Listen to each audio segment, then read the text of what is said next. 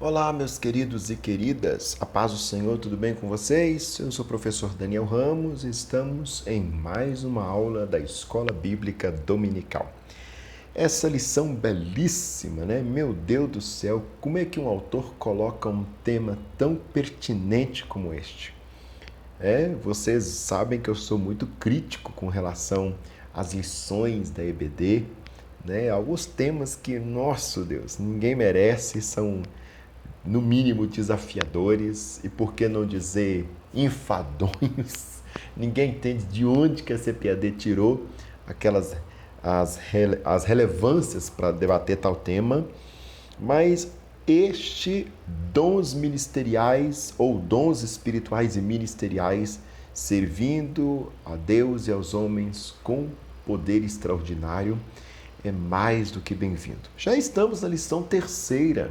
Muito obrigado vocês pela parceria, por se inscreverem em nosso canal, pelas sugestões, é muito bem-vinda. Se você quiser seguir a gente na rede social ou ouvir nossos podcasts, é só colocar professor Daniel Ramos que você acha. Prof. Daniel Ramos, né? A lição 3 vai trabalhar dons de revelação. O texto áureo, 1 Coríntios 14, verso 26. Que fareis, pois, irmãos, quando vos ajuntais? Cada um de vós tem salmo, tem doutrina, tem revelação, tem língua, tem interpretação. Faça-se tudo para edificação. É praticamente uma exortação esse texto áureo de 1 Coríntios 14, 26. A verdade prática, os dons de revelação divina são indispensáveis à igreja da atualidade, pois vivemos em um tempo marcado pelo engano. É muito sério, ou seja, o texto áureo, uma exortação seguida de uma verdade prática, que é uma advertência. É muito sério, e realmente, nós estamos num tempo onde a chacota se mistura ao que seria sobrenatural e o povo fica confundido no meio dessa situação, que é muito perigoso.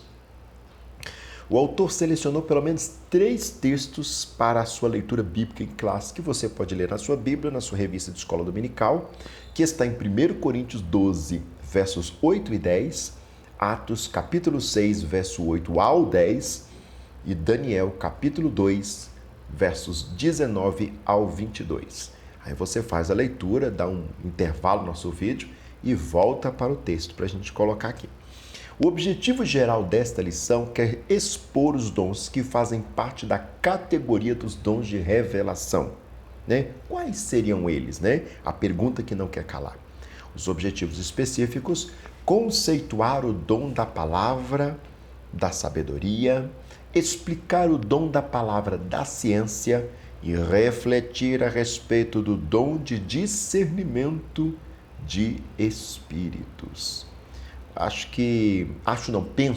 Penso que essa parte terceira vai nos prender bastante, porque discernir os espíritos numa época tão confusa, conflituosa, misturada, é mais do que uma perspectiva de dádiva de Deus, é uma questão de sobrevivência. Bom, o teólogo pentecostal Stanley Orton afirma que a maioria dos estudiosos classificam os dons de 1 Coríntios capítulo 12, do 8 ao 10, em 3 categorias: revelação, poder e expressão, tendo 3 dons em cada categoria. Na lição dessa semana, estudaremos a respeito dos dons da primeira categoria, os de revelação. Estes são concedidos aos servos de Deus para o aconselhamento e orientação da Igreja do Senhor. Vamos lá então? Já de cara, o autor já coloca uma orientação pedagógica, Ele pede que se reproduza no quadro esquema da página seguinte, utilizando para introduzir essa lição, pois a partir desta estudaremos detalhadamente os dons. Então é importante que os alunos conheçam a classificação geral dos dons descritos no capítulo 12 de 1 Coríntios. Ao explicar isso, sugere o autor, ressalte a semelhança que existe entre os respectivos dons e conclua explicando que todos os dons, independentemente de sua classificação, são importantes e necessários para a edificação do corpo de Deus. né? O corpo de Cristo. Queridos e queridas, uma sugestão é que faça isso de forma breve, porque como a aula de escola bíblica dominical tem um horário reduzido, infelizmente, com aquela série de coisas antes e aquela série de coisas depois, todas as duas desnecessárias, né, comendo o tempo da aula, que poderia ser exatamente só de aula, infelizmente, se você aprofundar muito nisso aqui, o trem pode ir embora. Só exponha, não deixe o pessoal participar muito do ponto de vista que senão você vai se perder. Uma vez que esses dons serão trabalhados em cada uma das lições a partir desta terceira, como avisou o próprio autor. Então vai ter tempo para tudo isso no decorrer do trimestre. Vamos trabalhar no primeiro tópico, como o autor sugeriu, palavra de sabedoria. O termo palavra exprime uma manifestação verbal ou escrita. Segundo o dicionário eletrônico OSIS, sabedoria significa discernimento inspirado nas coisas sobrenaturais e humanas. A sabedoria abordada pelo apóstolo Paulo em 1 Coríntios 12, verso 8, parte A, refere-se a uma capacitação divina sobrenatural para a tomada de decisões sábias e em circunstâncias extremas ou difíceis. De acordo com Estevan Ângelo de Souza, a palavra da sabedoria é a sabedoria de Deus, ou mais especificamente, um fragmento da sabedoria divina que nos é dada por meios sobrenatural.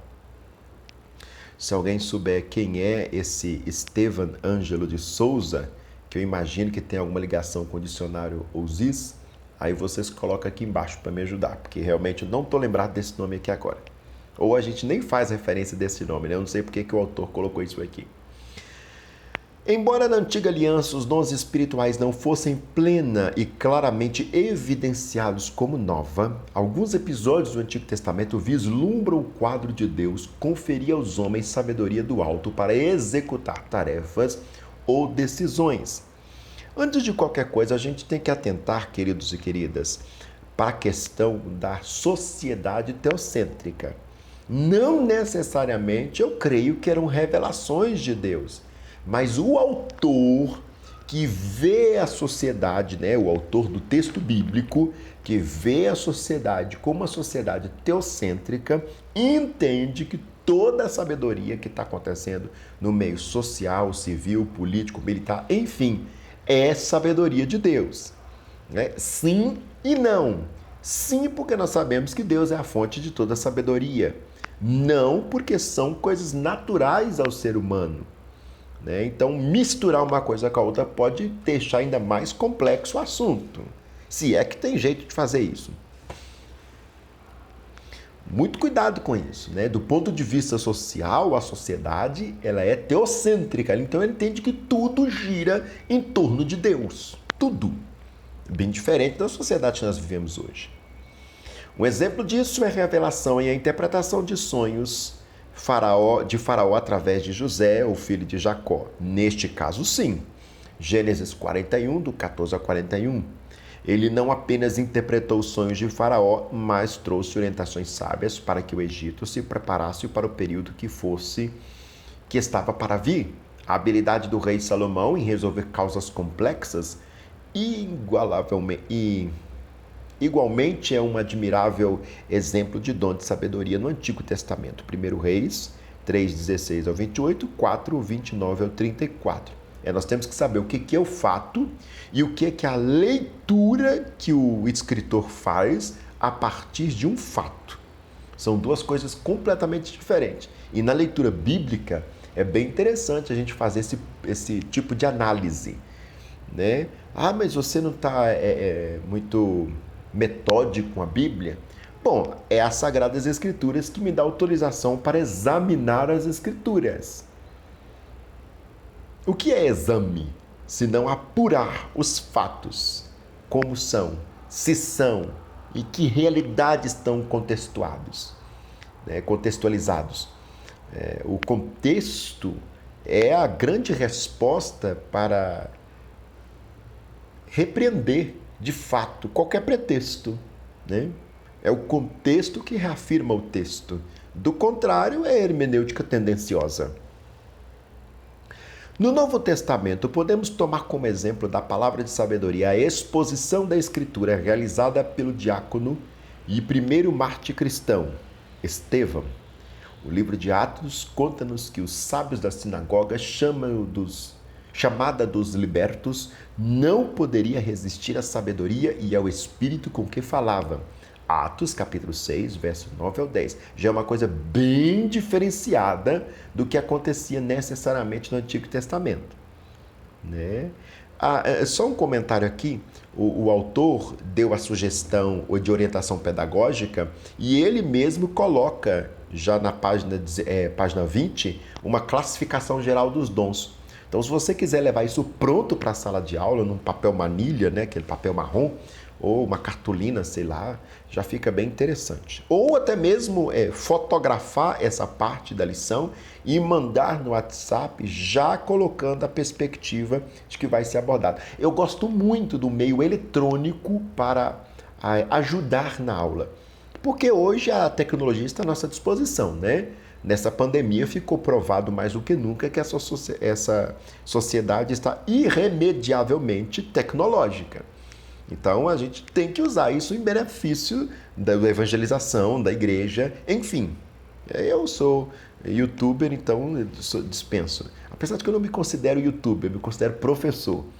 Eu sou mais professor do que youtuber, mesmo usando a ferramenta do youtuber. Alguém vai perguntar assim, mas qual é a diferença de uma coisa para outra?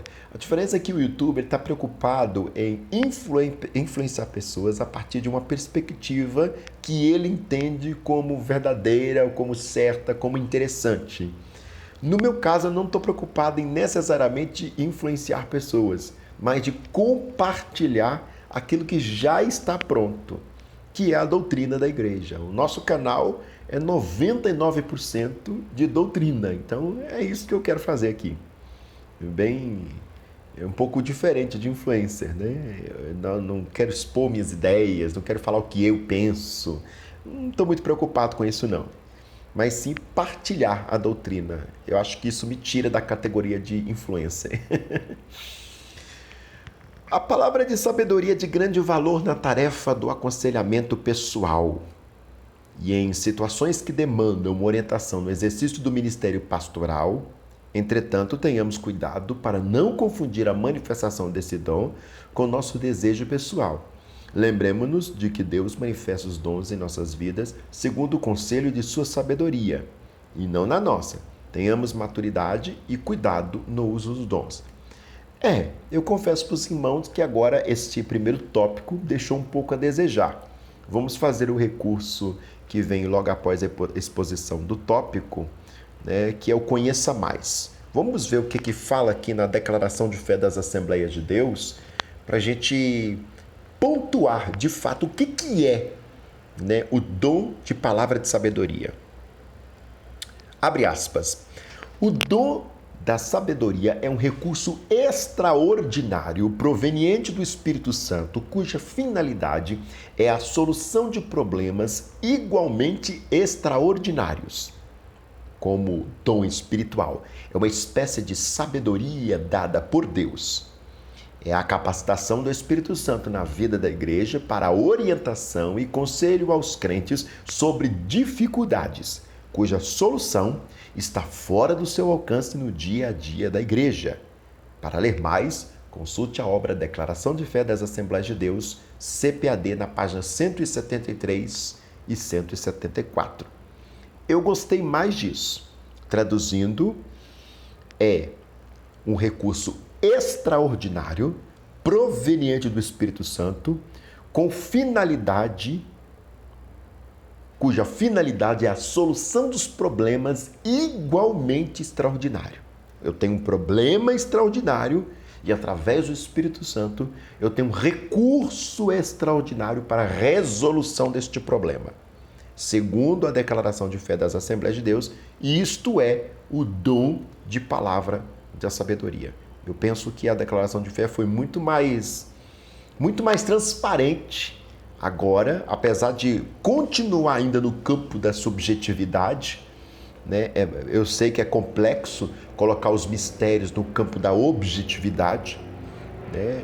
Continua ainda subjetivo, mas um pouco melhor do que o autor nos falou. O autor deu exemplos e deixou a gente um pouco perdido. Mas vamos caminhar, porque eu gosto desses assuntos.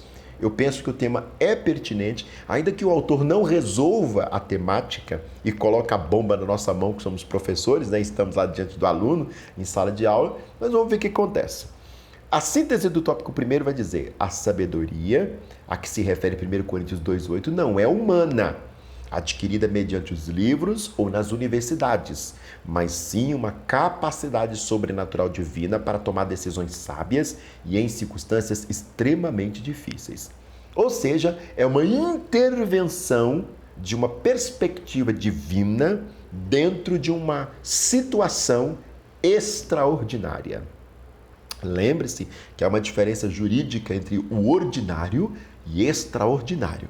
Ordinário é aquilo que é normal, que é comum, que é razoável. Extraordinário foge da normalidade, foge daquilo que é comum. É algo ímpar.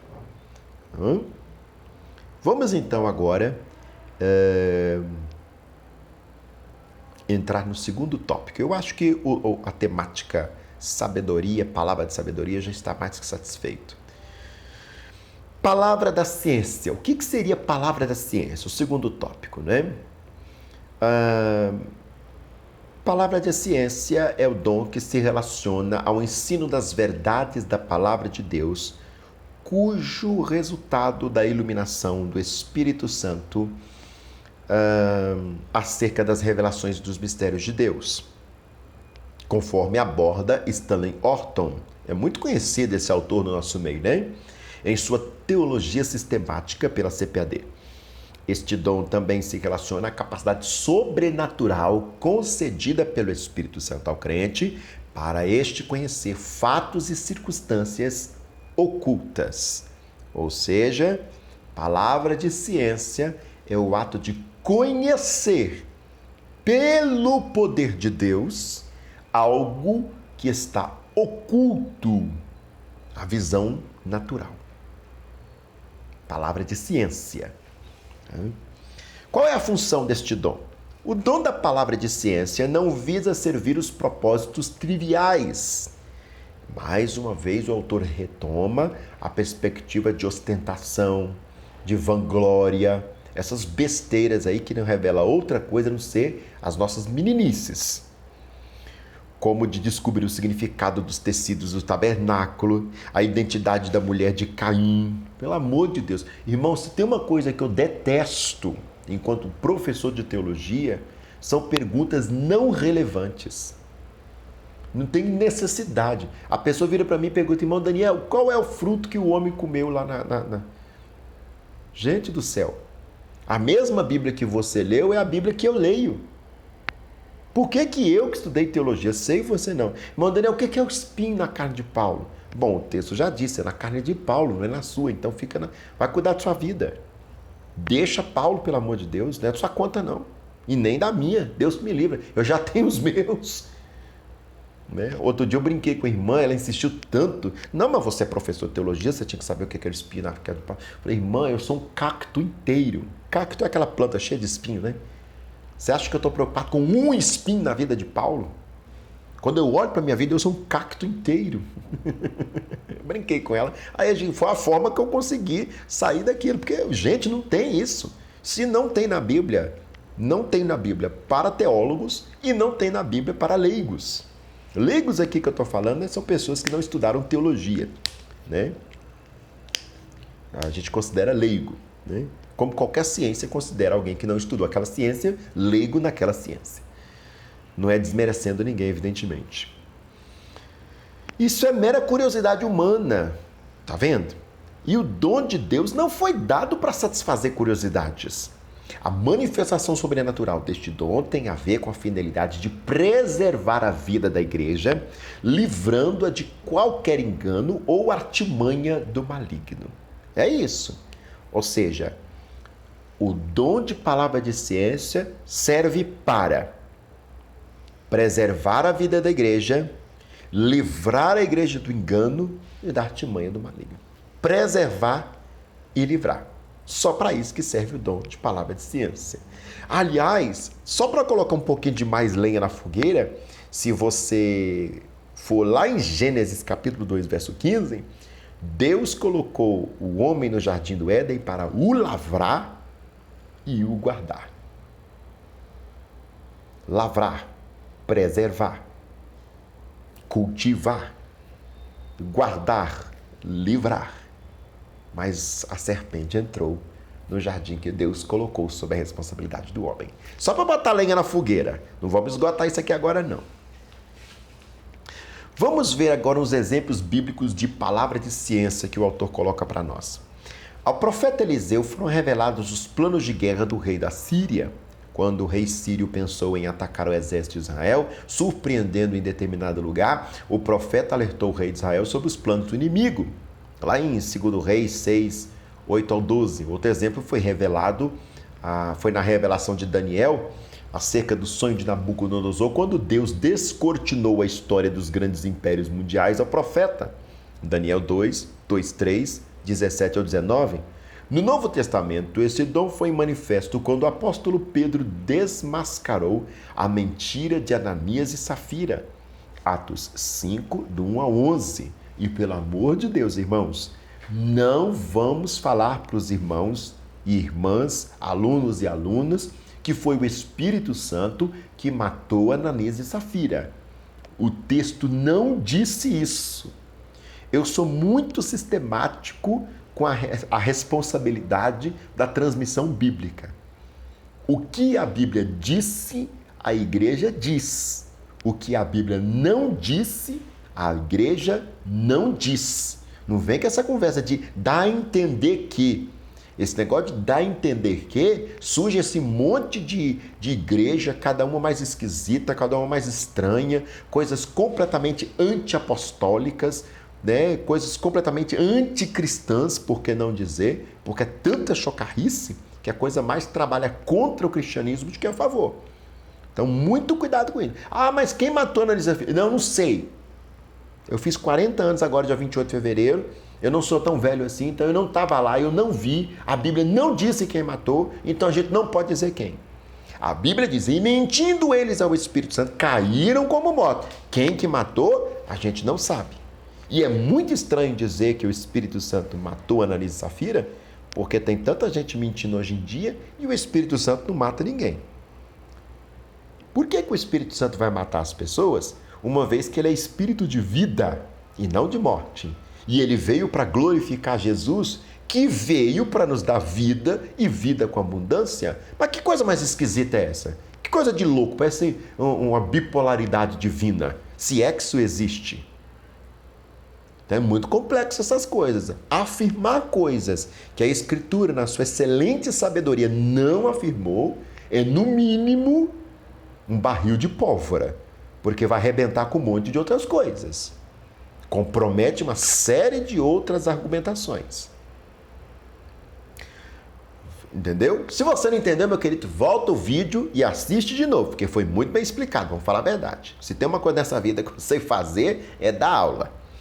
Eu sou professor desde criança, tem noção? Meu pai comprou um quadro para mim quando era criança e eu dava aula para meus amiguinhos na rua. Tá?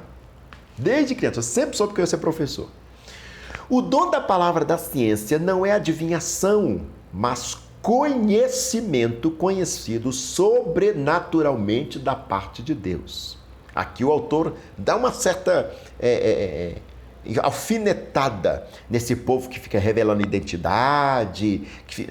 Gente, pra quê? Pelo amor de Deus. Eu lembro que uma vez eu estava com um grupo de irmãos indo para a igreja, e a gente caminhando, indo para a igreja perto da nossa casa. E aí a gente passou perto de uma igreja que eu não vou citar o nome, e na hora que eu e esse grupo de irmãos passamos perto dessa igreja, aconteceu que uma senhora estava assim, de dentro dessa igreja. Aí a senhora assim, do nada, nos interrompeu, nós conversando ali a caminho do culto, Bíblia na mão, arrumado para ir para a igreja, essas coisas, né? Aí, no horário de culto, final de semana, olhou pra gente, paz, a pergunta dessa irmã. Aqui, você sabe onde é que tem uma igreja que revela mais do que essa? Né? Nós ficamos assim, perplexos, porque nós, Assembleia de Deus, não temos essa prática litúrgica do uso de revelação, essas coisas. Isso na nossa igreja, Assembleia de Deus, e nós nos afirmamos pentecostais, acontece de forma espontânea, a partir do querer soberano do Espírito Santo. Não que nós vamos orar agora por dom de revelação. Nós não temos essa prática. E nós sabemos que Jesus mostra, e mostra coisa linda.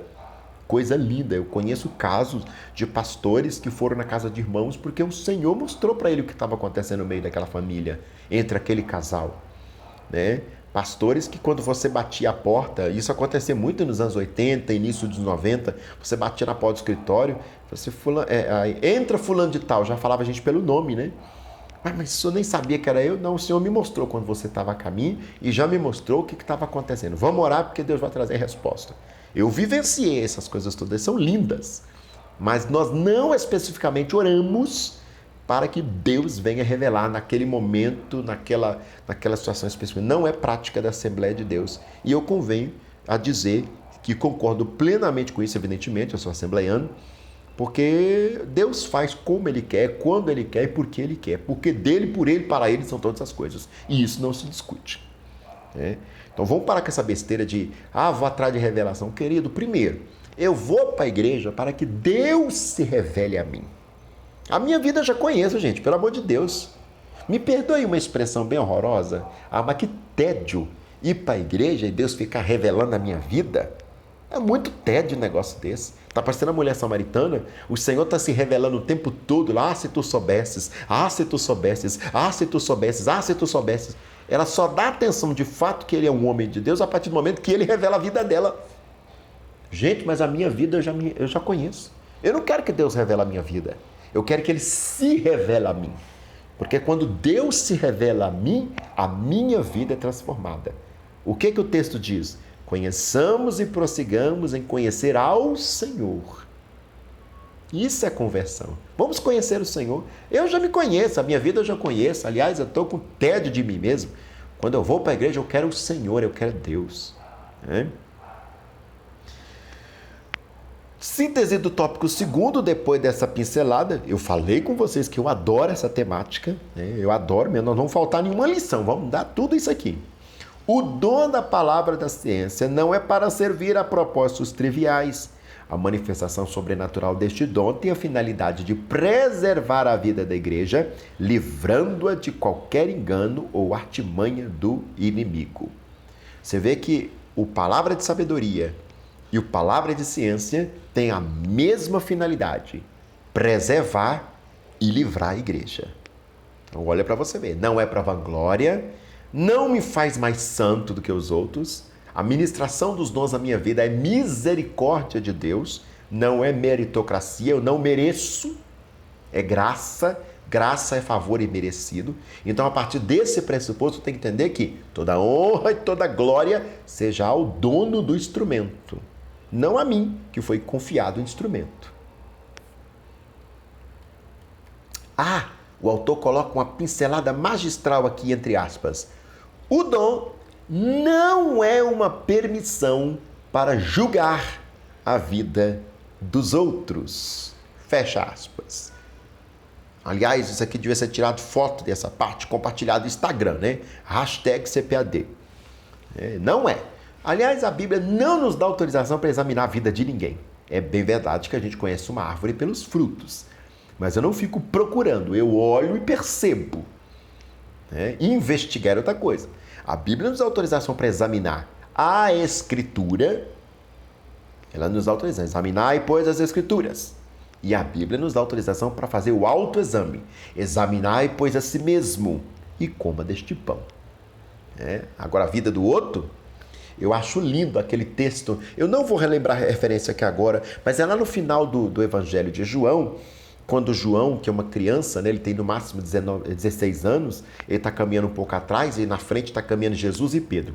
E Pedro, conversando com Jesus, percebe aquela movimentação de João caminhando atrás dele, começa a indagar Jesus. Mas e este? Que se dará a este? Jesus é fantástico na resposta. Jesus olha para João, olha para Pedro e fala: se eu te chamei, dirigindo-se a Pedro, cuida do teu chamado. Traduzindo, se existisse mesmo uma Bíblia na linguagem do outro, você não é servo? Então vai cuidar da sua vida? Se existisse mesmo a Bíblia na linguagem de hoje. Era isso que Jesus está falando. Vai cuidar do seu chamado, vai cuidar da sua vida, vai cuidar do seu serviço e para de bisbilhotar a vida dos outros. Foi isso que Jesus falou. Né? Que não é questão de hermenêutica, é de atualização de linguagem. Né? Se eu te chamei, cuida do teu chamado. Ou seja, não é de sua conta o chamado dos outros. Não é de sua conta a vida dos outros. Mas não é da sua conta, vai prestar conta de você mesmo.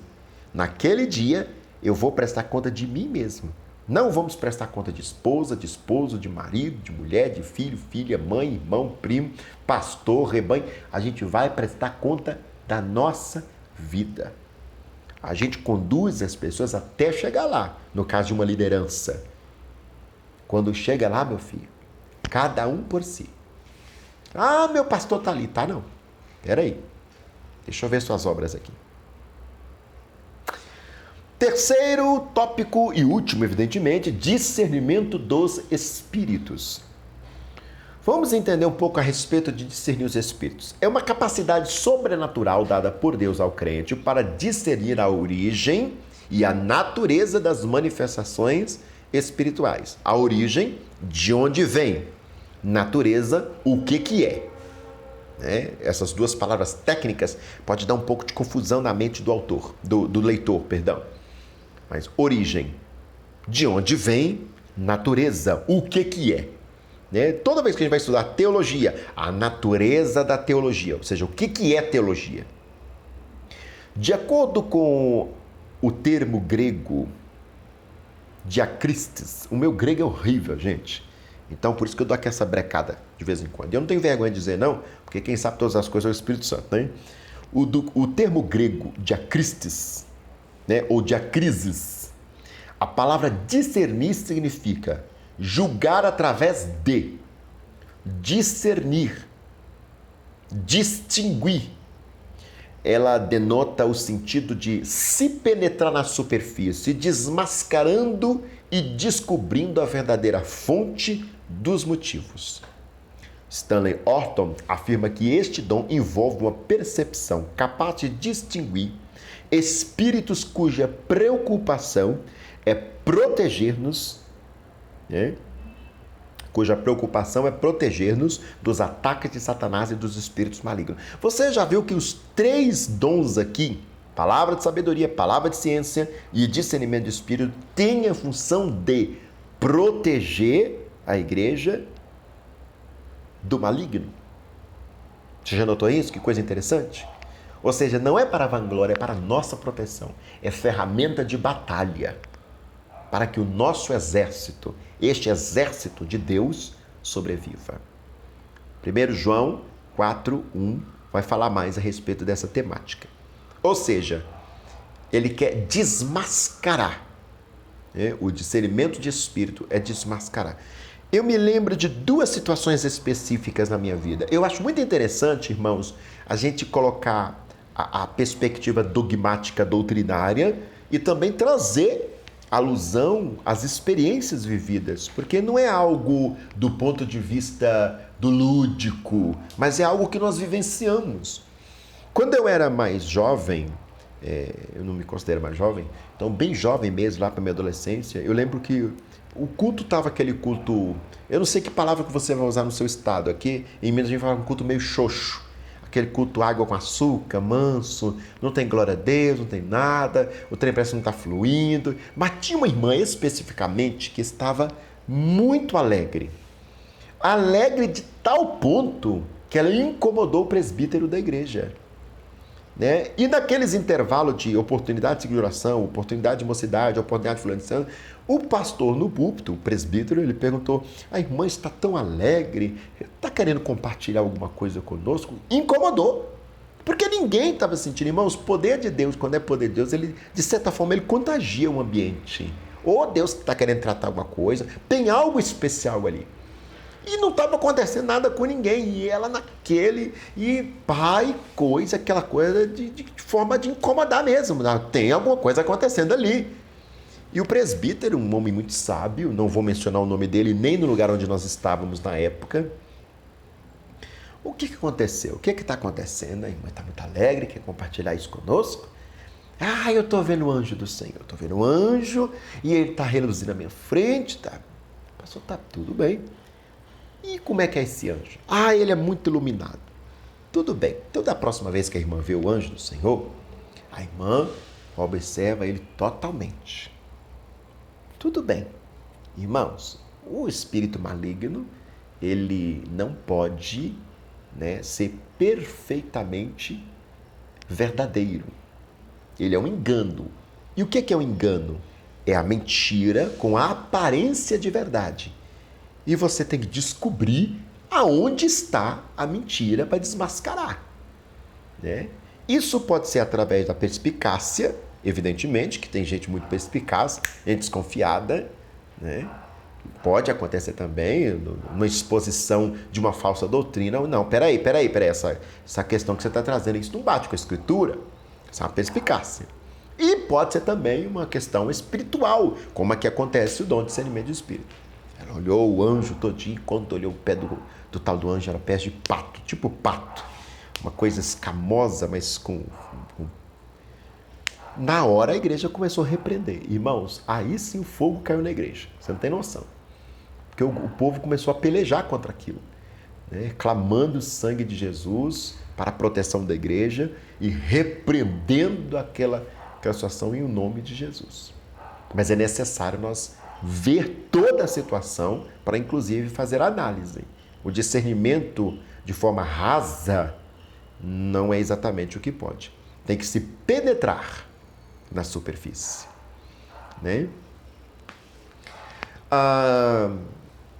Uma outra situação que nós estávamos vivendo é num trabalho de oração e uma pessoa começou a falar em línguas.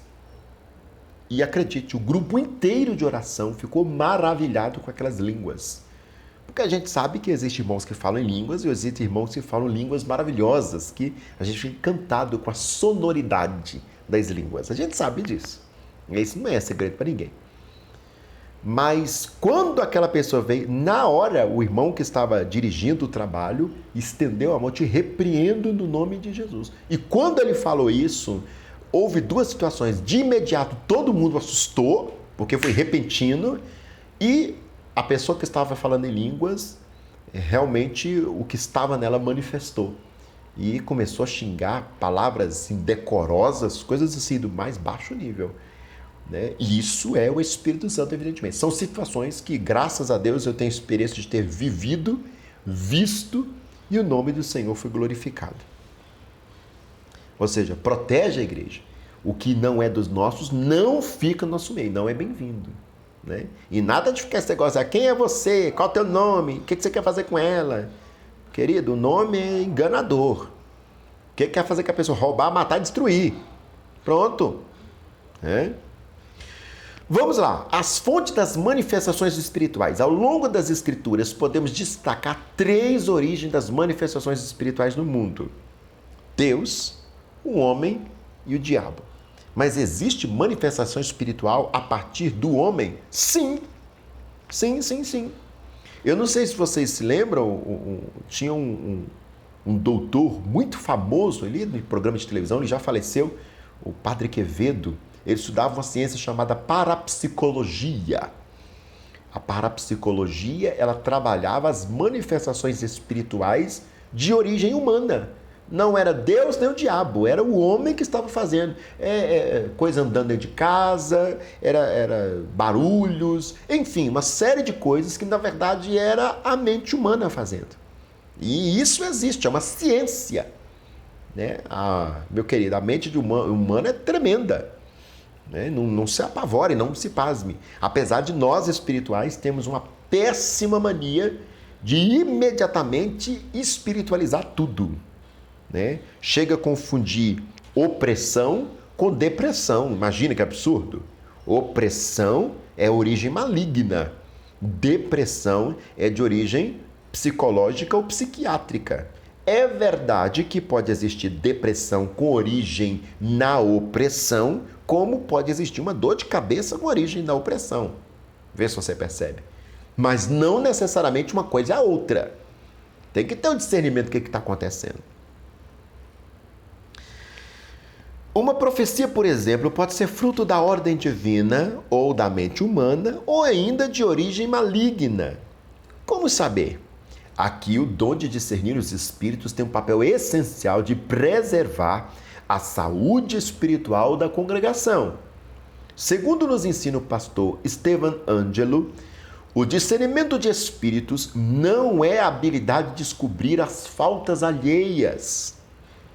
O dom não é uma permissão para julgar a vida dos outros. Ele começou a falar o que é e depois parou. Eu espero que ele vai retomar isso aqui.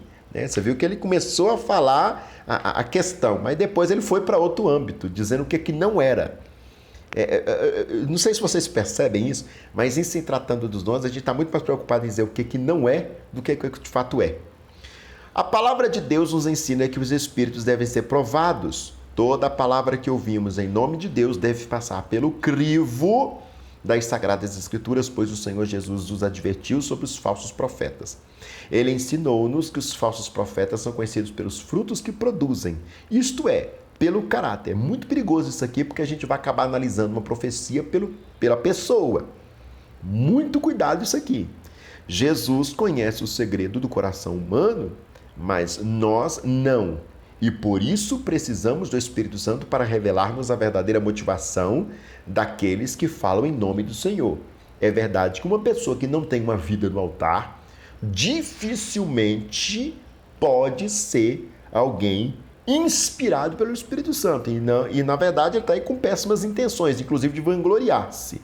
Mas enfim, esse texto pode ser usado nessa perspectiva, né? As intenções daquela ação, não da ação específica. Porque uma profecia só pode ser julgada a partir de ouvida. E a partir de ouvida, repreendida ou acolhida, né? O apóstolo João nos advertiu acerca dos espíritos do anticristo, que já opera neste mundo.